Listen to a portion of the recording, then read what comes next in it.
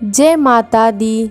आज हम आपके लिए संकटा माता और चिड़िया के जोड़े की कहानी लेकर आए हैं। बहुत पुरानी बात है। एक जंगल था। उस जंगल में बहुत से पशु पक्षी रहते थे। उसी जंगल में एक चिड़िया का जोड़ा पीपल के पेड़ पर रहता था। चिड़िया बहुत सीधी सादी और भोली थी, लेकिन चिड़ा बहुत चालाक और कमज़ोर था। चिड़िया के मन में संकटा माता की भक्ति थी। चिड़ा खुद तो कुछ नहीं करता था और चिड़िया को भी मना करता था। एक दिन सुबह सुबह दोनों चिड़िया खाना ढूंढने निकले, पर दोनों को अनाज का एक दाना भी नहीं मिला। उन्हें बहुत भूख लगी थी। दाना ढूंढते ढूंढते दोनों दूर एक जंगल में चले गए।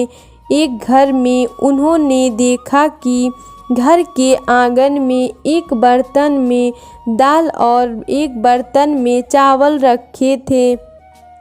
दाल चावल देखकर चिड़ा चिड़ी से बोला, चलो आज हम खिचड़ी बनाकर खाएंगे।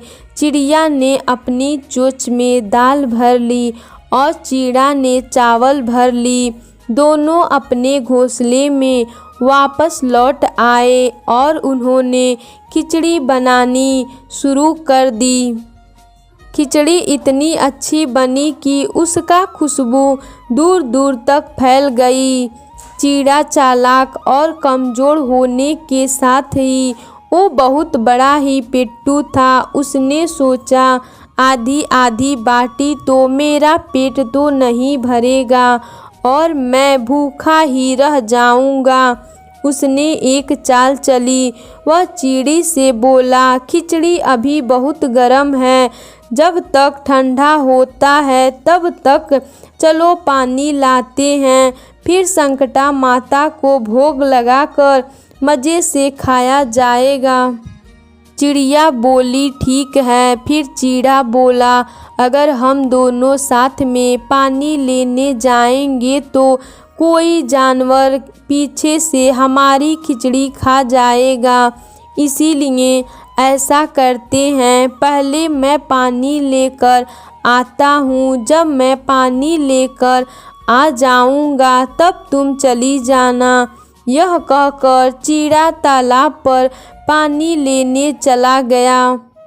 अब चिड़िया पानी लेने गई तो उसके जाते ही वह खिचड़ी पर टूट पड़ा और कुछ ही देर में सारी खिचड़ी चट कर गया और घास ओढ़कर सो गया। थोड़ी देर में चिड़िया जब पानी लेकर वापस आई तो उसने देखा खिचड़ी का बर्तन खाली है और चिड़ा घास ओढ़कर सो रहा है। चिड़िया समझ गई कि यह चिड़े की चालाकी है। उसने चिड़े को जगाया।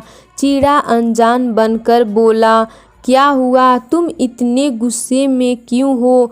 कितनी देर कर दी तुमने? मैंने तो इंतज़ार करता करता सो ही गया। चिड़िया को यह सुनकर और ज़्यादा गुस्सा आया। चिड़िया बोली, मैं तुम्हारी सारी चालाकी समझ रही हूँ। तुमने खाने और भोग लगाने के लिए खिचड़ी छोड़ी ही कहाँ है? चिड़ा बोला, नहीं नहीं, मैंने खिचड़ी नहीं खाई, कोई जानवर खा गया होगा। चिड़िया बोली, मुझे अपनी संकटा माता पर पूरा विश्वास है। अब मैं तीसरे पक्षी को बुलाती हूँ, वह ही अब फैसला करेगा कि खिचड़ी किसने खाई है। चिड़िया ने दूसरे पेड़ पर रहने वाले कौवे को बुलाया और सारी बात बताई और साथ ही सच झूठ का फैसला करने को कहा। कौवा ने कहा, तुम्हारी कच्चे धागे से परीक्षा लूँगा। तुम्हें बारी बारी से पीपल पर लटके एक कच्चे धागे पर झूलना होगा। तुम दोनों में से जो झूठा होगा उसका धागा टूट जाएगा। चिड़िया और चीड़ा दोनों परीक्षा के लिए तैयार हो गए।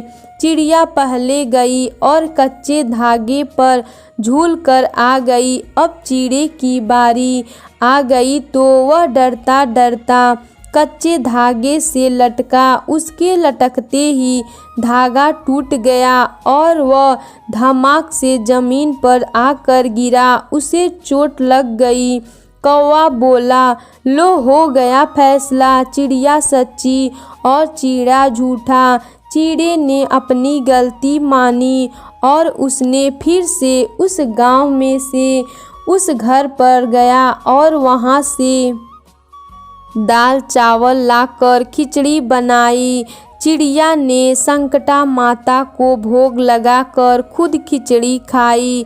दैव्यलोक से उसी शाम तूफान आया और दोनों मर गए। अगले जन्म में चिड़िया को राजा के यहाँ राजकुमारी के रूप में जन्म मिला और चीड़ा को उसी राज्य में धोबी का गधा के रूप में जन्म लिया।